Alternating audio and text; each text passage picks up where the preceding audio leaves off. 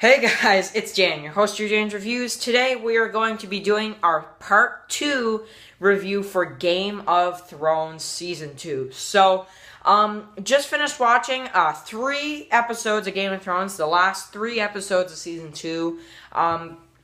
And of course, this is going to be Part 2 of my Season 2 reviews for Game of Thrones. So, did Part 1, Part 2 review for Game of Thrones Season 1. Did a Part 1 for the first, 7 episodes of Season 2. And then now I'm reviewing the last 3 episodes for my Season 2, Part 2. So I'm actually going to start watching Season 3 either later on today or tomorrow. Because this show is just blowing my mind. Like, every episode has something just absolutely amazing in it. So, oh my god, where do I even start with these last 3 episodes? I mean, mainly Blackwater. I just can't even believe what I saw in that episode. That was just absolutely insane what they did. So, we'll cover episode 8 first, and, we'll go through all the way to, of course, the season finale, episode 10. So, episode 8, of course, this one was mainly set up, but you did have a lot of things going on as well. So, of course, you had Robb Stark, who does get with, what's her name? He gets with one of the girls he gets with one of them, right? He has a pretty close connection with one, the one with, some kind of blue thing around or whatever. He gets with her, of course, Robb Stark, and, her, they, of course, kind of start their relationship, I did like that. I thought that was pretty darn decent, but the thing about this, though, is that I felt like in this episode, the episode 8, I would say, is mainly set up. But another thing in episode 8 I thought was really interesting is that Lady Stark actually let Jaime Lannister go. And he, of course, is going to be taken back. So I found that was probably the standout of that episode. That is just absolutely insane. I really did not know why she did that. We saw at the end of episode 7, she's like, give me the sword, right? But I'm just not really sure why she did that. They kind of, they don't really, it kind of makes her look, it kind of puts her in a weird position, really.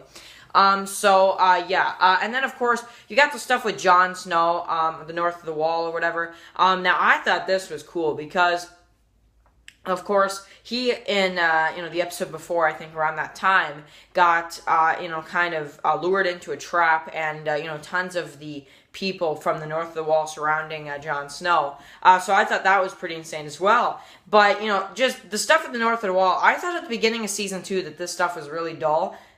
Not anymore. This stuff is really good, especially in these last couple episodes. The stuff at the North of the Wall, absolutely insane. So, so now I want to talk about Blackwater because this episode just absolutely blew my mind. It blew my mind. And I know this is going to sound crazy because, of course, The Walking Dead is my favorite TV show.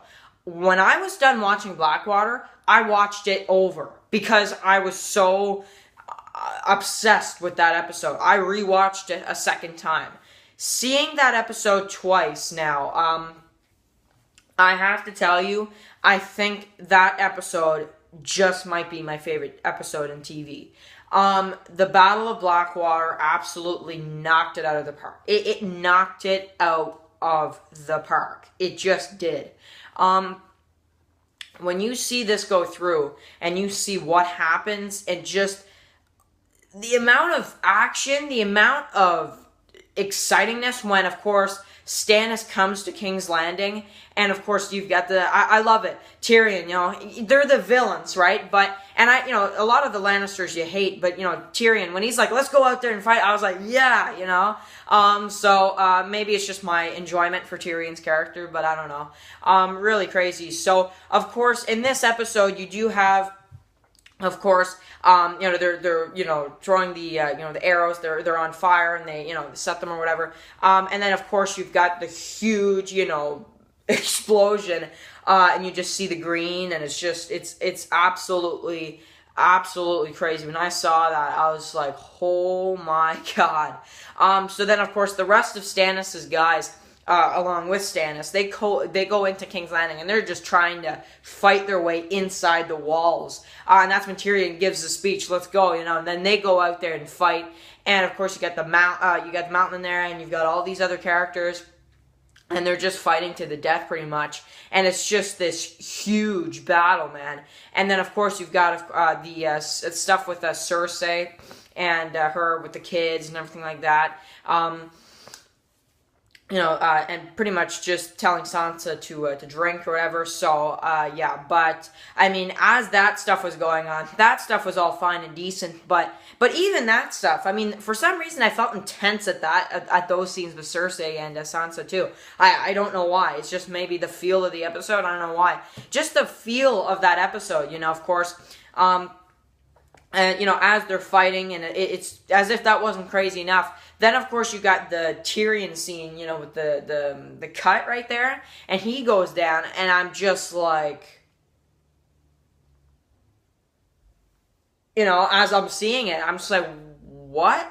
But the thing that kind of did spoil it for me is that I know he's in later seasons. I've seen pictures of him in, like, the 7th season. So that did kind of spoil it for me. I didn't think he was going to die, but I mean, I wasn't sure what to think when I saw that. And, of course, you end the episode with, of course, Jaime Lannister's father coming back and telling Cersei that they won. So, of course, you got Stannis and the others. So, that episode might be my favorite episode of television. I know a lot of people say Game of Thrones Season 6, Episode 9, that episode is just amazing.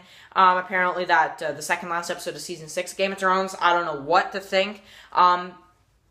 I guess I'll see I guess I'll know when I see that episode, but for right now standards, that's my favorite episode of any TV series. So, absolute insanity. So, of course, episode 10, so of course this was the finale of season 2 of Game of Thrones. Now this one was crazy too, because you pretty much get to see Daenerys have like a dream type of sequence, and of course you see Khal Drogo again, so that was cool to see him come back for a scene. And you have them two, and that was insane when you see the throne and all that. Oh man, and the snow, and then of course we get the destruction of Winterfell, of course, so that was insane as well, right?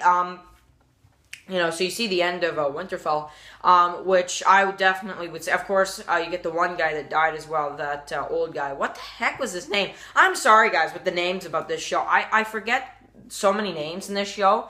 The old guy that had, like, the, the gray, clothing or whatever. Of course, the, kind of bald head, whitish hair, that guy, of course, he dies after Winterfell falls. And, of course, Tywin as well. So oh my god, absolutely crazy stuff there with the end of Winterfell. So, of course, I'll have to watch and see what happens after that in Season 3.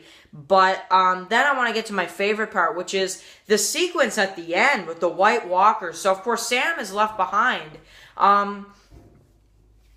And you have the army of White Walkers, just this huge army of White Walkers. And you got the one White Walker that sees, of course, Sam, and then just keeps going. I was like, once again, just absolutely did not know what to think. So, that's a big way to end the season 2 for, Game of Thrones. So, that was, of course, the season. So, I mean, out of these 3 episodes, 8, 9, and 10, obviously 9, I think that's an easy one. Then I'd probably say 10 and then 8. But, I mean, man, when you watch these last couple episodes, I would specifically say, no doubt, episode 9 is my favorite Game of Thrones episode, but one of my favorite episodes of television ever, just because of what they put in that, with the Battle of Blackwater and everything like that. So, absolutely loved that as well. So, just a jam-packed last 3 episodes for a season, especially the last 2, I would say. Episode 8 was decent, but episode 9 and 10, absolutely just amazing, especially episode 9, but episode 10 was amazing too for finales. So, but if let's say hypothetically episode 9 was the finale, I would have not been disappointed at all.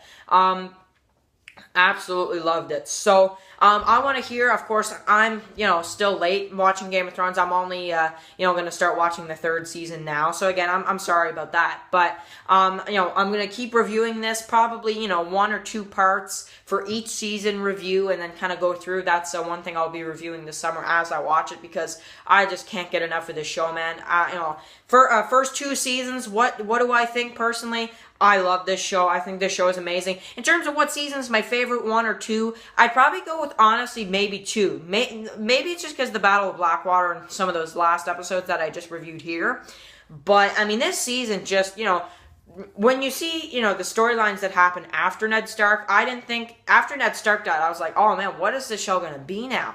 But it just actually got better, and I can't get enough of it. So, I'm going to end this video so I can edit it and then watch the beginning of Season 3, because I'm just so obsessed with the show right now. But anyway, guys, thank you guys for watching this video. The word is that Season 3 and 4 are the best seasons of Game of Thrones, from some of my subscribers been saying that. So, that's really exciting. Happy to hear that, and I can't wait to watch them. Thank you guys for watching. Catch you guys in the next one. Peace out.